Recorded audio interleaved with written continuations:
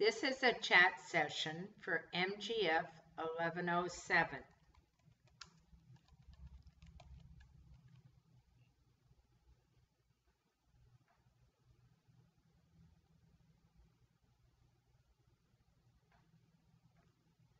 Textbooks section 5.1 and 5.2. Chat session topics. Number theory, prime and composite numbers. Number theory is the branch of mathematics that deals with properties of numbers used for counting, such as 1, 2, 3, ...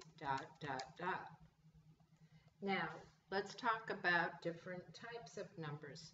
The counting, or also called natural numbers, include 1, 2, 3, 4, and so on. No fractions, no decimals. Now let's talk about divisibility. It means a number is divisible by that number with zero remainder. So if the number is divisible by 2, the number ends in 0, 2, 4, 6, or 8. If the number is divisible by 3, the sum of the digits is divisible by 3. If the number is divisible by 4, the last 2 digits are divisible by 4. Like if it ends in 24, we can divide 24 by 4. If it's divisible by 5, it ends in 0 or 5. If it's divisible by 6, it is divisible both by 2 and by 3. So the divisibility rules for 2 and 3 both must work.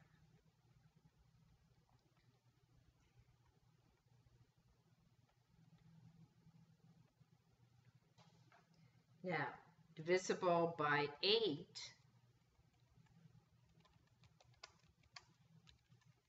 the last 3 digits are divisible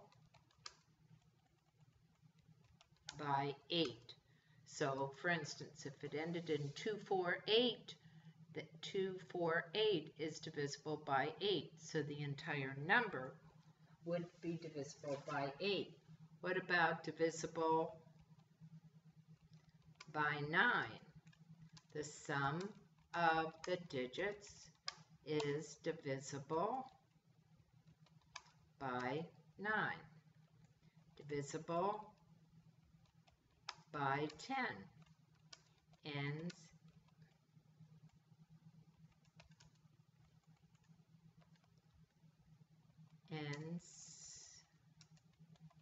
in 0. Now, divisibility.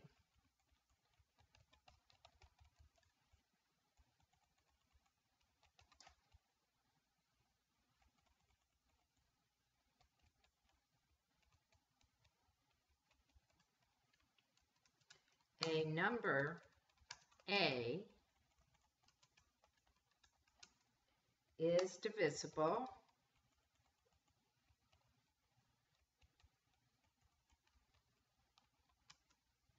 by B if the operation of dividing by B leaves a remainder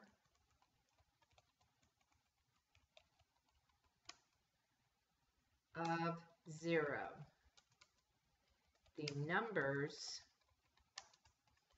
A and B are natural numbers. The symbol B vertical line A is read as B divides A. So for example, if we have 2, 4, vertical line 6, this is read as 24 is divisible by 6.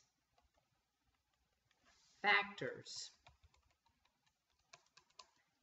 Natural numbers that are multiplied are called factors. A natural number may have many different factors. The numbers 1, 2, 3, 4, 6, and 12, for example, are all factors of 12. The words factor and divisor mean the same thing. Therefore, 6 is both a factor and a divisor of 12. On your calculator, if you divide a natural number A by another natural number B, and the answer is a natural number C, then A is divisible by B. For example, if we take the number 252 divided by 3, we get 84. Therefore, 252 is divisible by 3. But if the answer is not a natural number, then A is not divisible by B. Like, for example, 10 is not divisible by 4 because we get 2.5. That's not a natural number. Now, let's talk about prime factorization.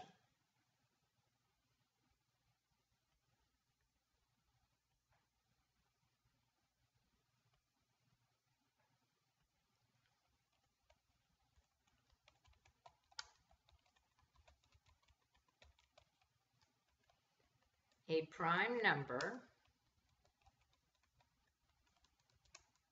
is a natural number greater than 1 that has only itself and 1 as factors,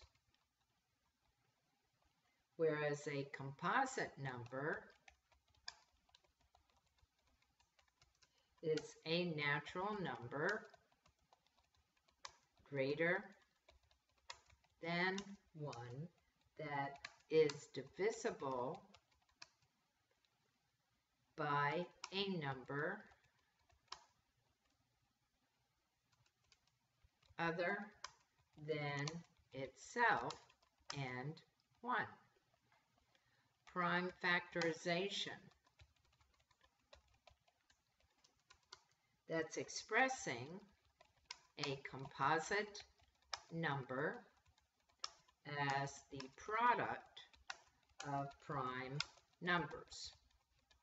For example, if we have 15, that's a composite number, and we can rewrite that as 3 times 5, the product of prime numbers. Fundamental theorem of arithmetic.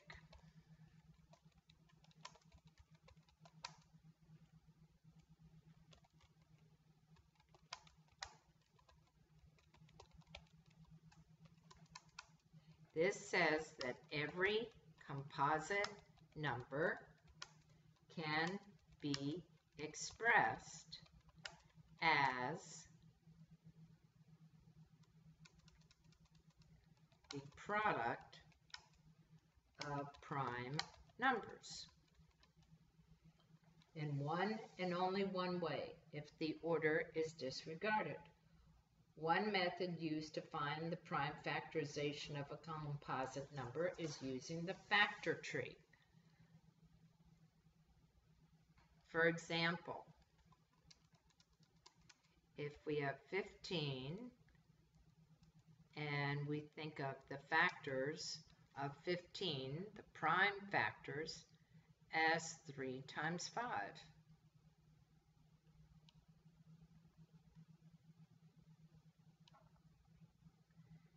Both of those numbers are prime numbers.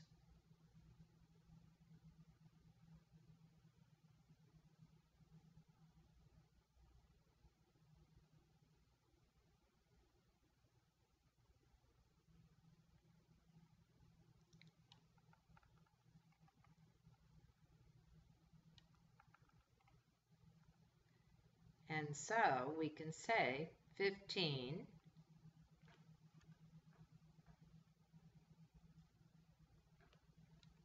is equal to 3 times 5. And we just used the factor tree. We circled the numbers that were prime, and those were the numbers that are factors of 15. No matter which factors you start with using on the factor tree, you will always end up with the same prime factorization of that number. Now, let's take a look at greatest common divisor.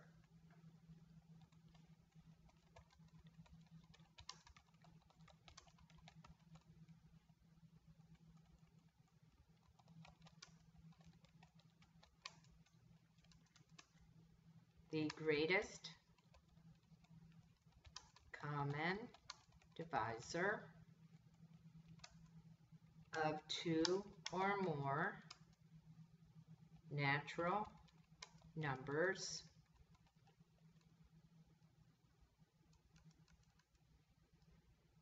is the largest number that is a divisor or factor, remember they mean the same, of all the numbers. Example, the greatest common divisor of 6 and 16 is 2. If a pair of numbers have only one as their greatest common divisor, then the number pair is said to be relatively prime. So for instance, 15 and 16 are considered relatively prime because they only have one as their greatest common factor. Now, to find the greatest common divisor, to find the greatest common divisor, first write the prime factorization of each number. Select each prime factor with the smallest exponent that is common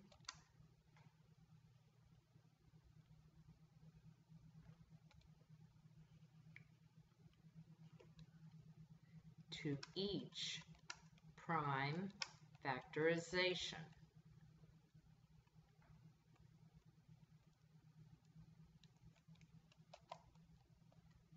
Then form the product of the numbers from step 2. The greatest common divisor is the product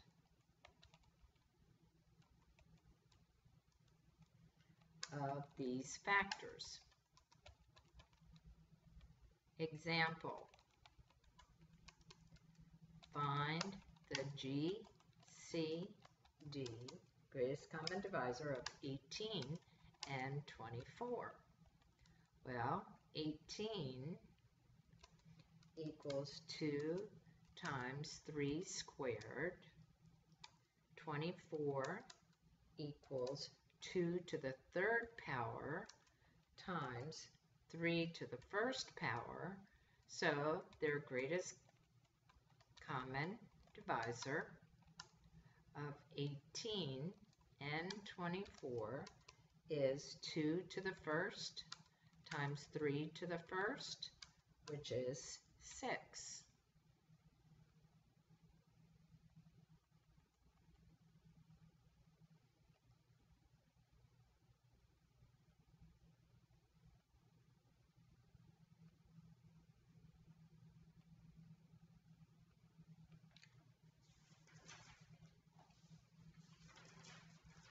Now, least common multiple.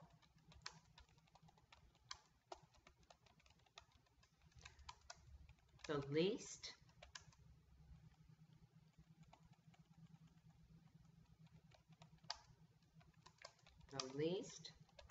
common multiple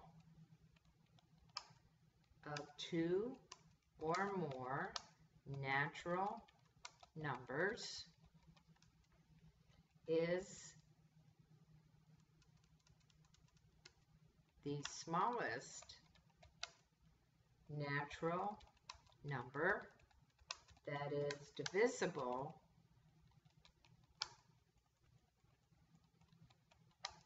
by all of the numbers.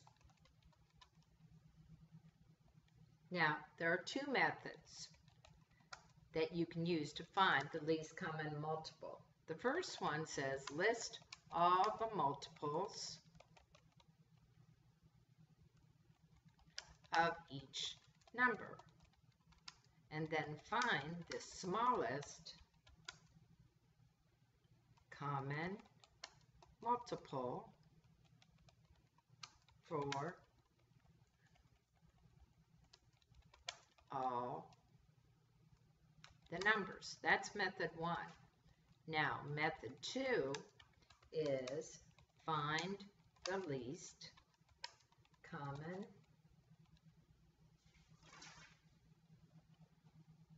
multiple by doing the prime factorization of each number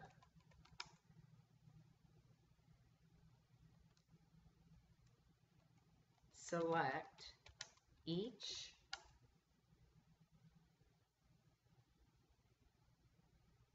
prime factor that has the greatest exponent.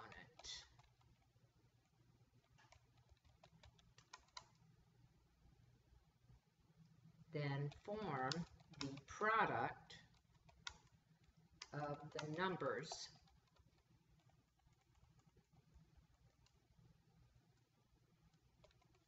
from step 2.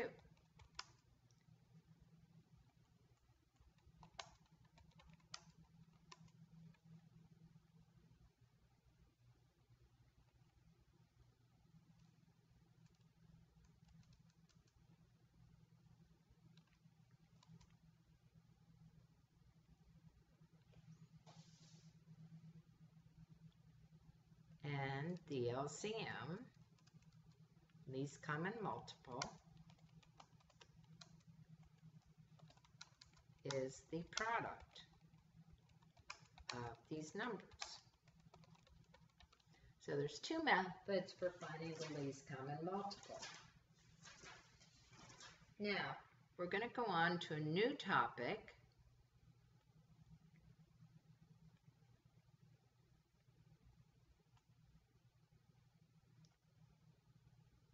And this is section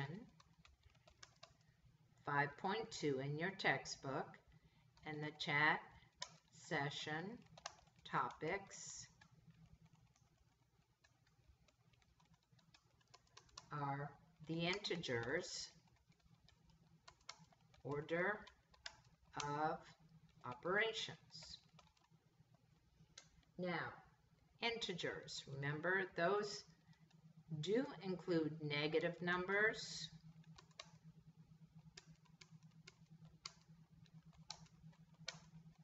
also include 0, positive numbers, but no fractions, no decimals. Now, if we talk about positive integers, those start at 1.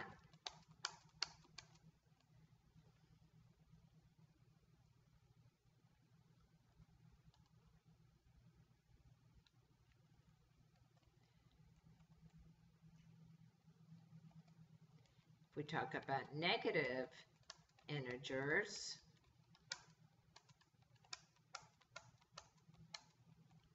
those go up to -1. And we have 0, which is an integer, but it is neither positive nor negative. Now, when we compare two integers, this symbol means is less than. This symbol means is greater than. The lesser of the two integers is always going to be the one farther to the left on the number line. The greater of the two integers is the one farther to the right on the number line. So we can also compare them by looking at the number line. These symbols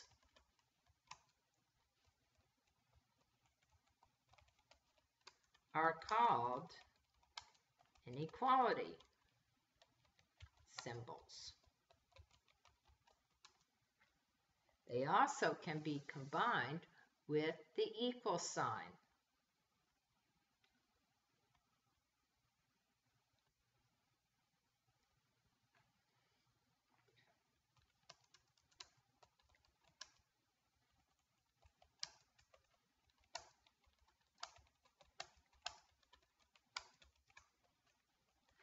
Now I'm going to draw a line under that because it has been combined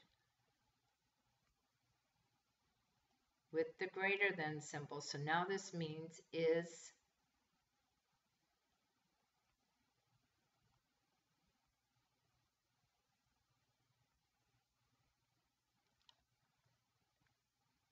okay.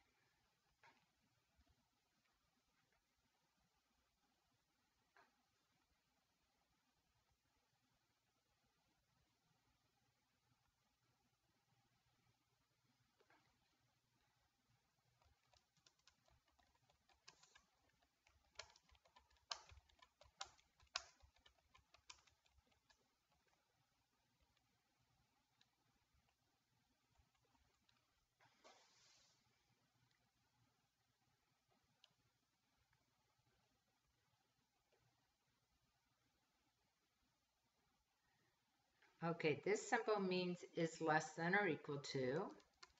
This symbol means is greater than or equal to. And this is where they've merged them with the equal sign. They are also inequality symbols. Now, absolute value is referring to distance away from 0 on the number line. We do not worry about whether we went left or right. We only talk about distance. So, 2 vertical lines is the symbol for absolute value. So, for example, if we take the absolute value of 3, that's equal to 3. since 3 is 3 units away from 0. But also, the absolute value of -3 is equal to 3, since -3 is 3 units away from 0. And the absolute value of 0 would just be 0 because it's right there. Now, let's review the operations of integers and signed numbers. First of all, let's take a look at addition. If we have a positive integer added to a positive integer, we get a positive integer. So, for example, 6 plus 7 equals 13. But if we have a negative integer plus a negative integer, that equals a negative integer. So if we had -3 added to -2, that would equal -5. But if we have a positive integer added to a negative integer, there is no rule for that. Or negative integer plus positive integer, no rule for that either. Now what I like to do is think of the first number as your opening bank balance.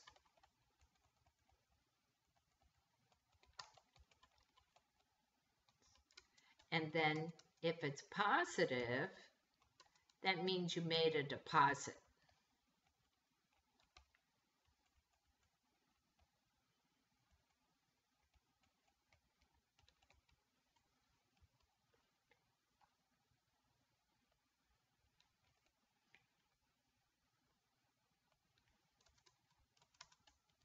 But if you take the opening bank balance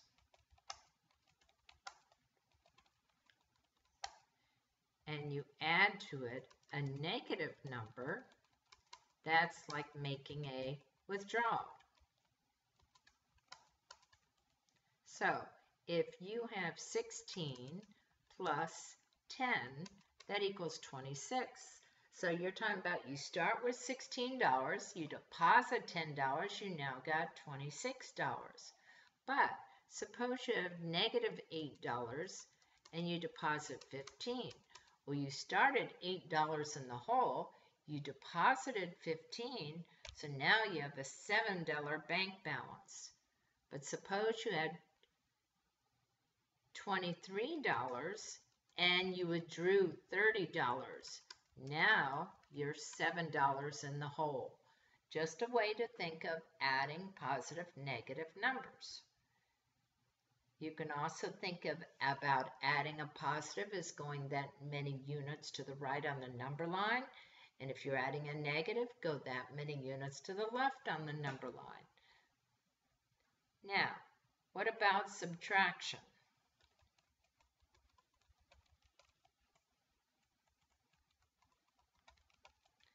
Now, if you have a larger positive integer minus a smaller positive integer, we will get a positive integer. For example, if we have 7 subtract 5, we get 2. But let's say it's not a larger positive minus a smaller positive. Here is a rule. Subtracting a number is the same as adding its opposite. So here's an example. Suppose you have 7 subtract -3. Now change that to adding its opposite.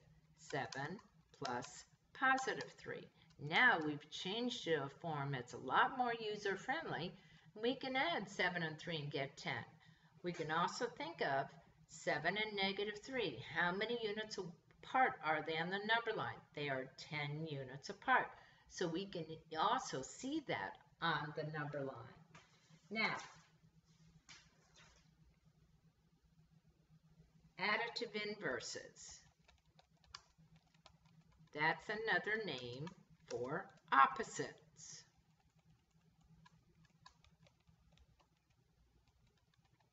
So, for example, 7 and negative 7 would be additive inverse or opposites. Now, multiplication.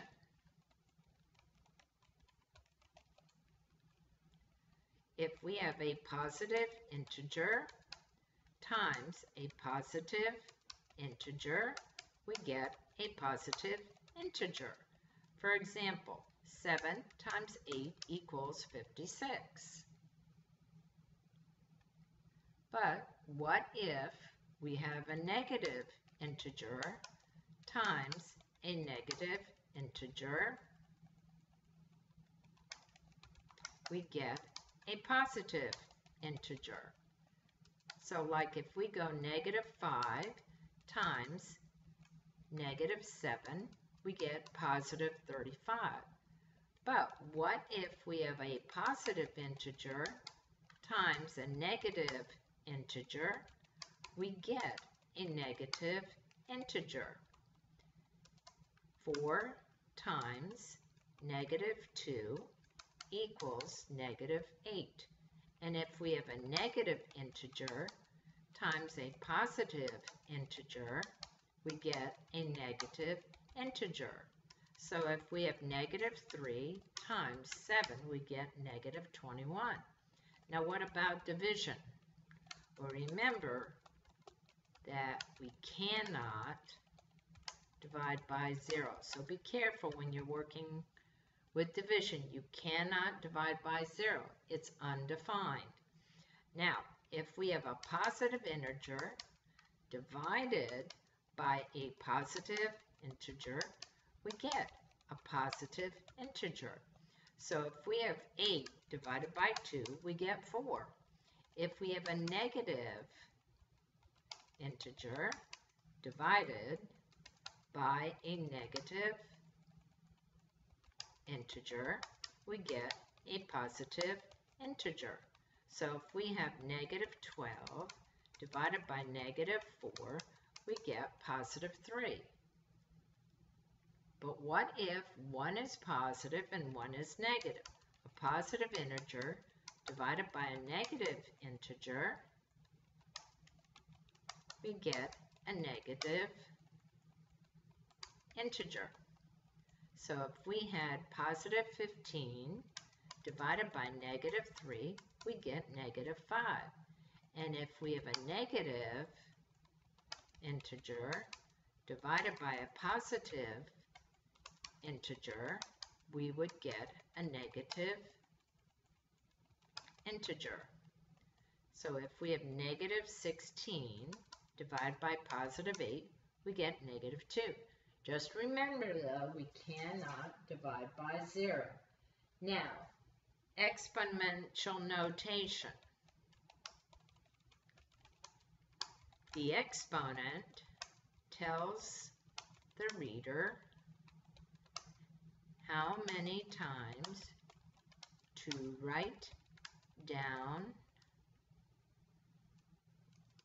the factor before multiplying.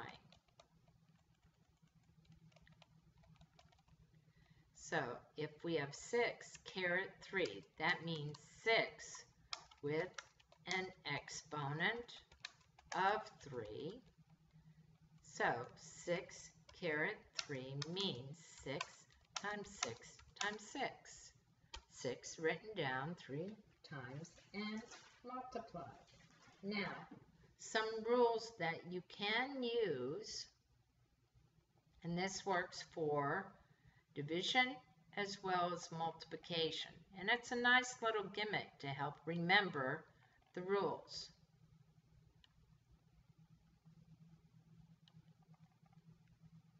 But it just works for division and multiplication.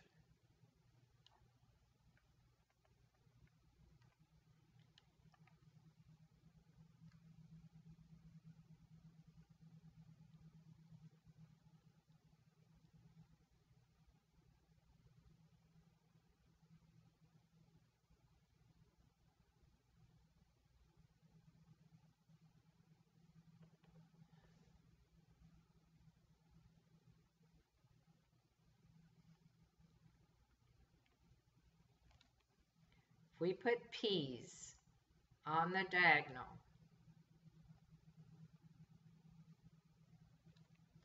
and we put N's everywhere else,